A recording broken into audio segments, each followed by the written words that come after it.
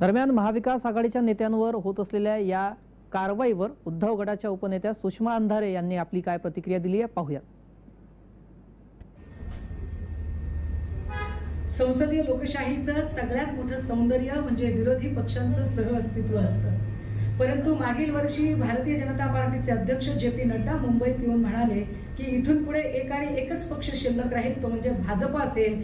याचा अर्थ असा की भाजपाला प्रश्न विचारणारा विरोधी पक्ष नको आहे, धारेवर धरणारा आणि सत्ताधाऱ्यांवर अंकुश ठेवणारा विरोधी पक्ष संपवून टाकण्याचं राजकारण भाजपाने ज्या पद्धतीने केले, हे राजकारण म्हणजे अगर तू मेरी नहीं हो सकती तो किसी और की नहीं हो सकती या न्यायाने हे राजकारण चालू आहे, ज्याचं द्योतक म्हणून जनता न्यायालयाच्या नंतर ज्या लागोपाठ मॅरेथॉन कारवाया चालू आहेत, आधी सूरज चव्हाण, मग राजन साळवी, रवींद्र वायकर, सकाळी रोहित पवार, आता किशोरी पेडणेकर, ह्या सगळ्या जर कारवाया बघितल्या तर आमच्या सोबत आला तर आम्ही तुम्हाला स्वच्छ करू, पवित्र करू, शुद्ध करू, पण भाजप व्यतिरिक्त इतर कुठे राहिला तर आम्ही तुमचं सामाजिक आणि राजकीय आयुष्य संपवून टाकू।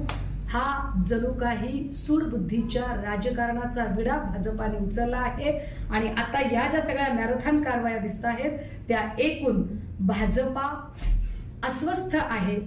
दिवा विझायला लागला की खूप जोरात फडफडतो, त्या पद्धतीने भाजपाची ही फडफड चालू आहे।